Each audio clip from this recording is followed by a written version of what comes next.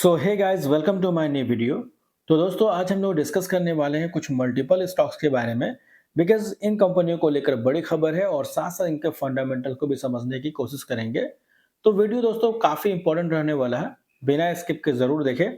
और दोस्तों, अगर आप चैनल में नए हैं तो चैनल को सब्सक्राइब कर दें, बेल आइकन को प्रेस कर दें, ताकि इसी तरीके से इंपॉर्टेंट नोटिफिकेशन सबसे पहले आपको मिलते रहेंगे। चलिए शुरुआत करते हैं पहली कंपनी के साथ, जिसका नाम है रिलायंस इंडस्ट्रीज लिमिटेड। अब देखिए, रिलायंस इंडस्ट्रीज को लेकर बड़ी खबर है। और खबर क्या है, देखिए 2 घंटा पहले का अपडेट है, नोट कर सकते हैं। Reliance Industries share price hit 4 month high as analyst see earning boost from OTC and new energy. दोस्तों, रिलायंस कंपनी का शेयर देखोगे तो 4 मंथ हाई पे जाता हुआ नजर आ रहा है। और यहाँ पे जो एनालिस्ट है उनका मानना है दोस्तों कि अर्निंग में बूस्ट है, बिकॉज ओटीसी का जो बिजनेस है इनका, उस सेगमेंट में कंपनी अच्छा कारोबार करते हुए नजर आ रही है। देखिए, earning boost from OTC and new energy business, तो न्यू एनर्जी बिजनेस से भी कंपनी का जो रेवेन्यू है उसमें अच्छा जंप देखने को मिल सकता है। एंड उसी से रिलेटेड यहाँ पे सारी खबरें देखने को मिल रही है। Reliance industry share price rose 2% 4 month high as analyst expect improve earning from its oil to chemicals business and new energy ventures. यानी दोस्तों, यहाँ से इंप्रूव हो सकता है ऑयल और केमिकल बिजनेस से। UBC maintain by call rating, right. तो यहाँ पे यूबीएस जो ब्रोकरेज फर्म है दोस्तों, वो भी इस कंपनी को लेकर पॉजिटिव कंसीडर करते हुए नजर आ रहे हैं। अब दोस्तों, इस कंपनी को लेकर काफी सारी क्वेरीज थी डेट को लेके। अब देखिए, रिलायंस कंपनी के ऊपर डेट तो काफी ज्यादा है, लेकिन इस कंपनी का मार्केट कैप 20,90,000 करोड़ का है। यानी कि निफ्टी 50 में सबसे बड़ा वेटेज वाला ये स्टॉक है दोस्तों, हाथी शेयर हम बोल सकते हैं। और इस कंपनी के ऊपर डेट कितना है, इसको लेके क्वेरीज थी, तो बैलेंस शीट में आके आप चेकआउट कर सकते हैं। देखिए, अगर डेट की बात करते हैं, कर्ज की बात करें, तो बोरिंग्स देखो यहाँ पे है, जो कि 3,74,593 करोड़ का कर्ज है कंपनी के ऊपर।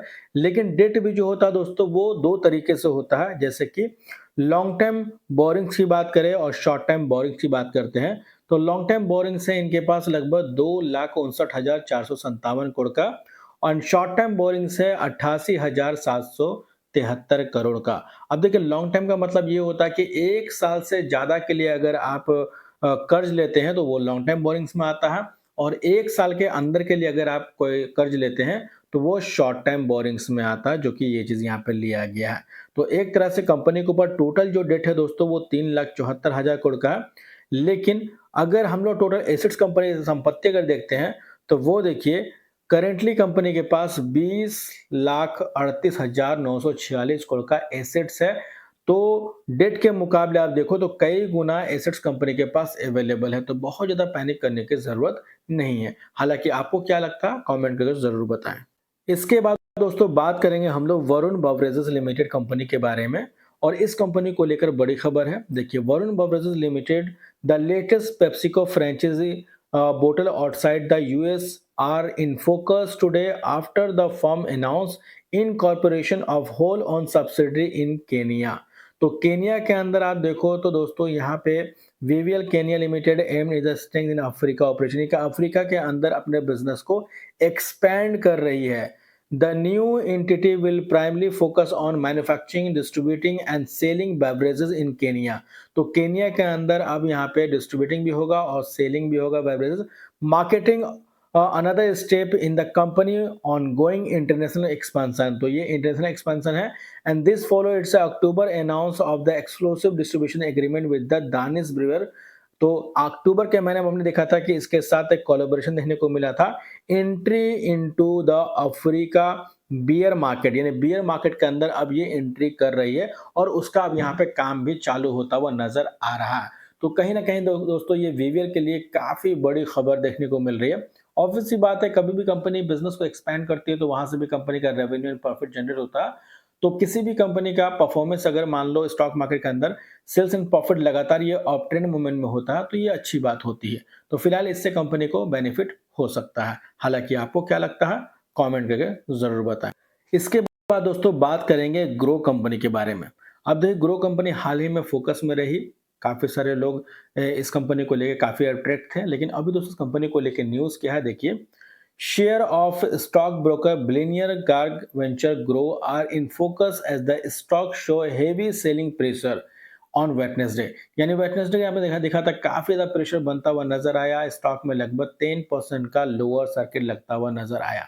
अब देखिए लिस्टिंग के बाद स्टॉक फोकस में था और अब जाकर के प्रॉफिट बुकिंग आते हुए नज़र आ रही है। तो ग्रो को लेकर कोई बहुत बड़ा बैड न्यूज़ नहीं है, ये सिर्फ़ और सिर्फ़ प्रॉफिट बुकिंग की वजह से फॉल देखने को मिल रहा है ग्रो के अंदर। आपको क्या लगता है ग्रो कैसी कंपनी है? कमेंट करके ज़रूर बताएँ और अगर आपको इस कंपनी के बारे में डिटेल जानना है, तो कमेंट में बताएँ, मैं इस पे सेपरेट वीडियो बनाने की कोशिश करूँगा। इसके बाद दोस्तों बात करेंगे एक स्मॉल कैप क्वालिटी स्टॉक के बारे में जिन्होंने स्टॉक स्प्लिट अनाउंस किया जिसका रेशियो है 1:5 का। यानी कि दोस्तों अगर आप इस कंपनी के शेयर होल्डर हैं और एक शेयर को होल्ड करते हैं तो बदले में 5 शेयर मिलेंगे स्प्लिट के रूप में और इन्होंने दोस्तों अपना रिकॉर्ड डेट भी अनाउंस कर दिया है। कंपनी का नाम है मिनी डायमंड्स इंडिया लिमिटेड और 13 नवंबर को मीटिंग था जिसमें स्प्लिट अनाउंस किया गया है और रिकॉर्ड डेट है दोस्तों 2 दिसंबर 2025 का। तो अगर आप इस कंपनी के शेयर होल्डर हैं तो 1:5 के रेशियो से स्प्लिट मिलेगा और अगर आप इस कंपनी के शेयर होल्डर नहीं हैं तो आप इसको इग्नोर करके भी चल सकते हैं। तो फिलहाल दोस्तों इस वीडियो में इतना ही। होप करता हूँ इन्फॉर्मेशन आपको अच्छी लगी हो। अगर अच्छी लगी तो इसे लाइक ज़रूर करना और कल के अपडेट के लिए चैनल को सब्सक्राइब जरूर कर लेना ताकि इसी तरीके से इंपॉर्टेंट नोटिफिकेशन सबसे पहले आपको मिलते रहेंगे। तो मिलते हैं नेक्स्ट वीडियो में, तब तक के लिए बाय बाय।